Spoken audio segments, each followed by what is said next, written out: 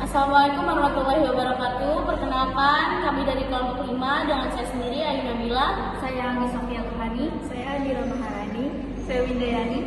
Kami di sini akan membahas materi tentang sistem informasi yang rentan terhadap kerusakan, kesalahan, dan penyalahgunaan.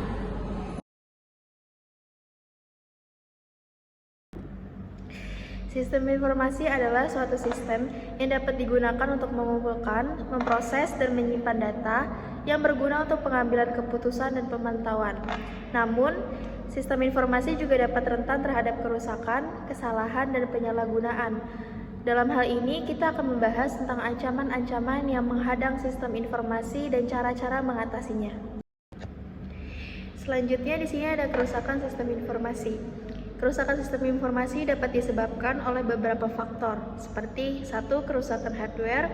Kerusakan pada perangkat keras seperti komputer, server, atau perangkat lain dapat menyebabkan sistem informasi tidak berfungsi. Yang kedua, ada kerusakan software. Kerusakan pada perangkat lunak seperti virus, malware, atau bug dapat menyebabkan sistem informasi tidak berfungsi. Yang ketiga, ada kerusakan data. Kerusakan pada data seperti hilangnya data, keterlambatan data, atau data yang tidak akurat dapat menyebabkan sistem informasi tidak berfungsi. Kesalahan sistem informasi. Kesalahan sistem informasi dapat disebabkan oleh beberapa faktor, seperti tantangan utama yang kita alami adalah kompleksitas dari perangkat yang membangun sistem informasi tersebut. Baik perangkat lunak maupun keras terus mengalami inovasi yang termutakhirkan. Hal ini mendukung cakupan pekerjaan yang semakin luas. Namun di sisi lain, hal ini membutuhkan pengetahuan dan pemahaman mendalam. Jikapun menemukan teknisi yang tepat dan berkompeten, masalah lain yang muncul adalah pemahamannya dengan bidang pekerjaan kita, baik penggunaan maupun developer, membutuhkan pemahaman satu sama lain untuk berkolaborasi.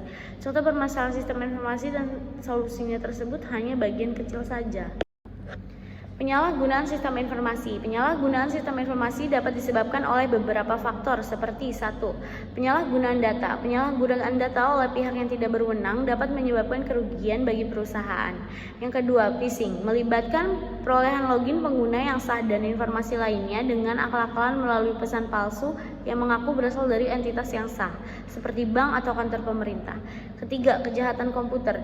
Tindakan ilegal yang menggunakan komputer sebagai alat utamanya merugikan perekonomian dunia miliaran dolar setiap tahunnya. Penyalahgunaan komputer tidak mencapai tingkat kejahatan, namun melibatkan penggunaan komputer yang tidak etis. Untuk mengatasinya, perlu dilakukan beberapa langkah seperti 1. Pengawasan. Pengawasan sistem informasi harus dilakukan secara teratur untuk memastikan bahwa sistem informasi berfungsi dengan baik. 2. Penggunaan teknologi. Penggunaan teknologi seperti firewall, antivirus, dan enkripsi dapat membantu mengatasinya. 3. Penggunaan manajemen identitas. Penggunaan manajemen identitas dapat membantu mengatasinya. 4. Penggunaan kerangka kerja pengamanan. Penggunaan kerangka kerja pengamanan dapat membantu mengatasinya. Kesimpulan yang dapat kita tarik dari materi presentasi ini yaitu tentang ancaman-ancaman yang menghadang sistem informasi dan cara-cara mengatasinya. Jadi sistem informasi ini adalah suatu sistem yang sangat penting bagi perusahaan, namun juga sangat rentan terhadap kerusakan, kesalahan, dan penyalahgunaan. Oleh karena itu, perlu dilakukan pengawasan yang ketat dan penggunaan teknologi yang tepat untuk mengatasinya. Dan sistem informasi ini juga merupakan tulang punggung operasional organisasi, namun juga rentan terhadap berbagai ancaman. Kerusakan, kesalahan, dan penyalahgunaan dapat memiliki dampak serius bagi organisasi.